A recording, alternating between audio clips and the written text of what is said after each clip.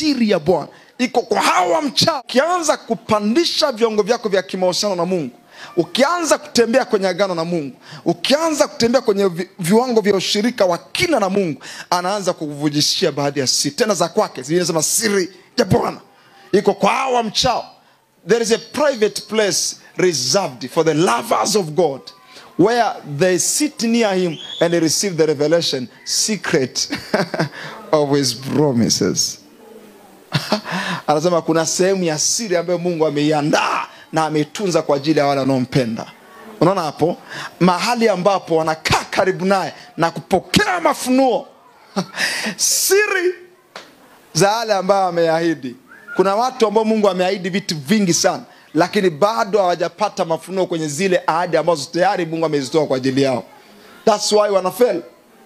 Ukianza kutembea kwenye viwango vya utakatifu, utaanza kuona Mungu anakujulisha, Mungu anakufunulia, Mungu anakuonyesha. Nasema hivi, macho yanayoona na masikio yanayosikia Mungu ameyafanya. Sikiliza, utakapoanza kutembea kwenye viwango vya utakaso, ujue kabisa Mungu atafanya ndani yako macho yanayoona na atafanya ndani yako masikio yanayosikia. Utakuwa tu mja kanisani. No. Utatoka kwenye viwango vya kuwa church goer, utafika kwenye level ambayo unajua mambo yanayoendelea rohoni. Exactly.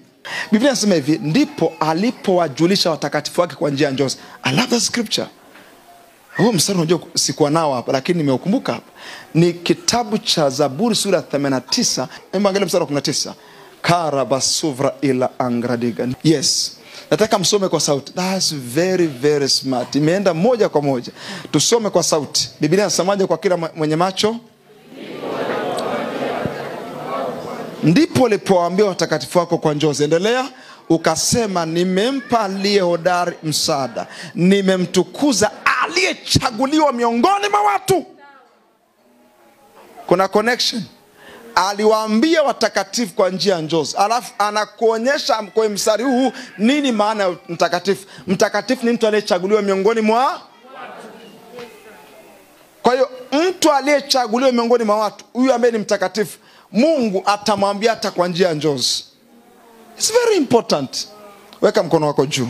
Sema, Mungu fungua macho yangu, fungua masikio yangu, fungua moyo wangu. Sema nifanye kuzijua siri zako. Sema nifanye kuyaelewa yale mambo ambayo unayasema juu ya maisha yangu, juu ya familia yangu, juu ya mji wa Kahama, juu ya taifa la Tanzania. Nifanye kuyaelewa, nifanye kuyajua